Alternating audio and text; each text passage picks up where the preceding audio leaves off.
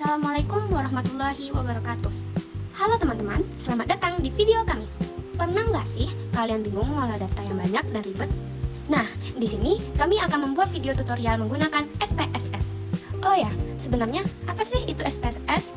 Nah, SPSS merupakan singkatan dari Statistical Package for the Social Sciences, yaitu software yang digunakan untuk mengolah dan menganalisis data dengan lebih cepat, rapi, dan akurat. Salah satu yang sering digunakan adalah IBM SPSS Statistik. Di video ini, kami akan menjelaskan langkah-langkah penggunaan SPSS dengan cara yang mudah dipahami, terutama untuk pemula. Sebelum itu, perkenalkan, nama aku Mutiara Syifa Fauzi yang akan menjelaskan materi ini. Dan tentunya video ini nggak aku buat sendirian, tapi juga bareng tim aku, yaitu ada Marcelina Valbria Julianti sebagai recording, ada Aura Marcella Hanif sebagai editor, dan juga ada Yulia Dini dan Setiani Nur Hasana yang akan membantu aku dalam menjelaskan materi ini. Baik, tanpa berlama-lama, mari kita mulai pembahasannya. Simak video ini sampai habis ya. Oke, jadi yang pertama kita akan melakukan analisis statistik deskriptif menggunakan metode frekuensis. Analisis ini bertujuan untuk melihat gambaran umum data seperti nilai rata-rata, nilai terma, nilai minimum, nilai maksimum, dan lain-lain. Langkah pertama, kita siapkan dulu data di Microsoft Excel. Di sini kita susun data sesuai kebutuhan, biasanya bagian atas sebagai nama variabel dan di bawahnya isi data responden. Nah, di sini nama variabelnya kita isi sebagai tingkat kepuasan konsumen. Pastikan penulisan data rapi dan konsisten supaya nanti mudah saat dipindahkan ke SPSS. Setelah data di Excel siap, kita buka aplikasi SPSS. Di SPSS, kita masuk ke bagian variable view terlebih dahulu. Di sini, kita menyesuaikan variabel seperti yang sudah kita buat di Excel, mulai dari nama variabel, tipe data, hingga label jika diperlukan. Nah, pada bagian values, kita bisa mengisi kategori jawaban. Di sini kita menggunakan skala Likert, yaitu dari sangat tidak puas sampai sangat puas. Setiap kategori diberikan kode angka, misalnya 1 untuk sangat tidak puas, hingga 5 untuk sangat puas. Hal ini bertujuan agar data dapat dibaca dan diolah dengan mudah di SPSS. Lalu pastikan semua variabel sudah sesuai, supaya tidak terjadi kesalahan saat proses input data. Kalau sudah, kita kembali ke Excel lalu blok seluruh data yang ingin digunakan, kemudian kita copy. Selanjutnya, kita pindah ke data view di SPSS, lalu paste data yang sudah kita copy dari Excel.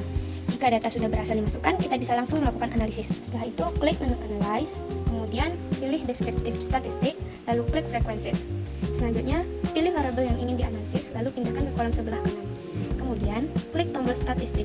Pada bagian Statistics, kita bisa memilih jenis analisis yang ingin ditampilkan sesuai kebutuhan, misalnya kayak mean, median, maksimum, minimum, dan lain-lain.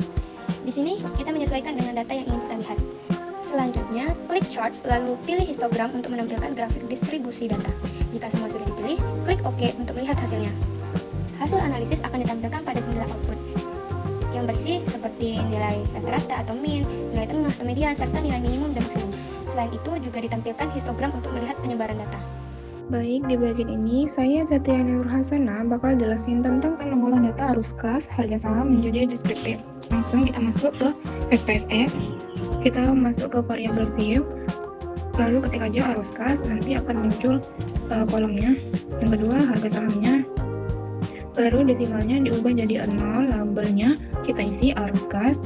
Terus yang kedua harga saham, lanjut kolomnya kita jadi 19 ya. Yang harga saham kolomnya jadi 12. Lanjut eligible-nya ubah jadi center, kedua-duanya center. Yang measure-nya jadi nominal, dua-duanya nominal. Oke, kita masuk ke data view. Ini kita copy paste aja ya teman-teman dari data yang ada di Excel. Kita masukkan yang arus kas ke SPSS. Kemudian yang harga saham juga sama, copy paste aja. Nah, setelah dimasukkan semua, kita masuk ke Analyze, pilih menu Analyze, lalu Descriptive Statistic, kita pilih Descriptive, lalu masukkan yang ingin dimasukkan ke variabel. Terus kita ke menu Option, terus kita centang mean, Standard Deviation, Minimum, Maksimum, dan Sum, lalu kita Continue, langsung klik OK, dan akan muncul data outputnya. Nah, oke, di tabel Descriptive Statistik, kita bisa melihat ringkasan data dari kedua variabel. Di kolom N terlihat jumlah data sebanyak 15, artinya semua data valid. Kemudian di bagian minimum, nilai terendah arus kas adalah 3.360.900 dan harga saham adalah 50. Di bagian maksimum, nilai tertinggi arus kas adalah 4,6 kali 10 pangkat 18, yang berarti nilainya sangat besar, sedangkan harga saham nilai tertingginya 6.500. Selanjutnya, di bagian mean, rata-rata arus kas adalah sekitar 5,06 kali 10 pangkat 17, dan harga saham sebesar 2.155,87. Terakhir, di bagian standard deviation, untuk arus kas nilainya sangat besar, yang menunjukkan bahwa data menyebar cukup jauh dari rata-rata. Sedangkan untuk harga saham, standar deviasinya 2422,549 yang menunjukkan adanya variasi data, tetapi masih lebih stabil. Di bagian bawah juga terlihat valid N sebesar 15 yang berarti tidak ada data yang hilang. Jadi dari hasil deskriptif ini kita bisa mengetahui gambaran umum data mulai dari rata-rata, nilai tertinggi dan terendah, hingga penyebaran datanya. Selanjutnya kita masuk ke Explore.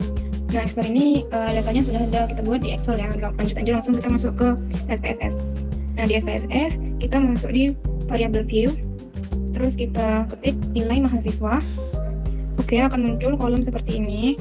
Lalu selanjutnya desimalnya kita rubah menjadi 0, labelnya kita ketik nilai mahasiswa juga sama.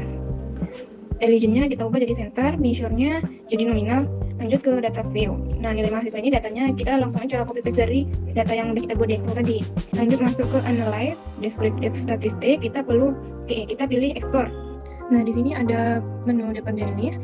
Dependent list ini adalah tempat variabel utama yang ingin kita analisis. Jadi semua hasil seperti rata-rata, distribusi, dan uji normalitas akan dihitung berdasarkan variabel yang kita masukkan di sini. Terus factor list. Bagian ini digunakan jika kita ingin membandingkan data berdasarkan kelompok tertentu, misalnya berdasarkan kelas atau jenis kelamin. Namun karena di sini tidak ada perbandingan kelompok, bagian ini kita kosongkan saja. Kemudian ada label classes by yang digunakan untuk memberi label pada data tertentu, biasanya untuk menandai outlier untuk analisis dasar. Bagian ini tidak wajib digunakan. Nah, nilai mahasiswa ini kita akan masukkan di dependent list. Kenapa? Karena variabel ini adalah fokus utama yang ingin kita analisis, yaitu untuk melihat bagaimana penyebaran dan distribusi nilainya. Maka dari itu, nilai mahasiswa kita masukkan ke dependent list. Lanjut nih kita masuk statistik. Oke, langsung ke plots. Di plots itu ada stem and leaf, itu kita centang. Terus histogram juga dicentang. Normality plus with text dicentang. Oke, lanjut continue. Langsung aja klik OK. Nah, di sini akan langsung muncul data outputnya.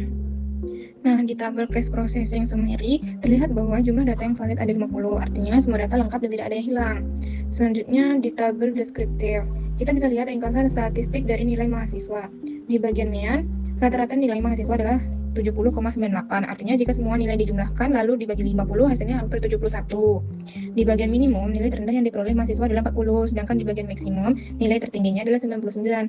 Jadi, rentang nilai atau range dari nilai mahasiswa ini adalah 59, yang artinya nilai tertinggi dan terendah berbeda cukup jauh. Di bagian median, nilai tengah data adalah 73. Jadi, setengah dari mahasiswa mendapat nilai di bawah 73, dan setengahnya lagi di atas 73. Untuk ukuran sebaran nilai, lihat di standard deviation yang nilainya 11,797. Ini menunjukkan bahwa nilai-nilai mahasiswa cukup bervariasi atau berbeda-beda.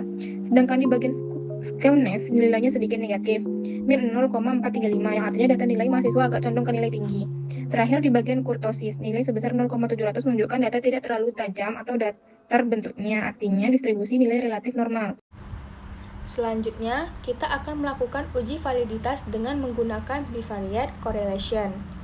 Yang pertama, klik Analyze, kemudian Correlate, lalu pilih Bivariate. Masukkan semua item pertanyaan ke dalam kotak variabel. Pastikan metode yang digunakan adalah person, lalu klik OK. Hasil output menunjukkan nilai korelasi antar variabel. Untuk uji validitas ini, kita dapat melihat nilai signifikasi dan koefisien korelasi. Jika nilai signifikasi ini kurang dari 0,05, maka item tersebut dinyatakan valid. Terakhir, kita akan melakukan uji reliabilitas. Seperti cara yang tadi, yang pertama, klik Analyze, lalu pilih Scale, kemudian klik Reliability Analysis. Masukkan semua item pertanyaan ke dalam kotak item, lalu pastikan model yang dipilih adalah model alpha. Lalu klik OK. Hasil output akan menunjukkan nilai Cronbach alpha. Jika nilainya lebih dari 0,7, maka data ini dianggap reliable atau konsisten. Jadi, demikian tutorial pengolahan data dengan menggunakan SPSS. Semoga video ini dapat membantu kalian dalam memahami cara analisis data dan juga dapat bermanfaat. Terima kasih sudah menonton video ini dan sampai jumpa di video tutorial berikutnya.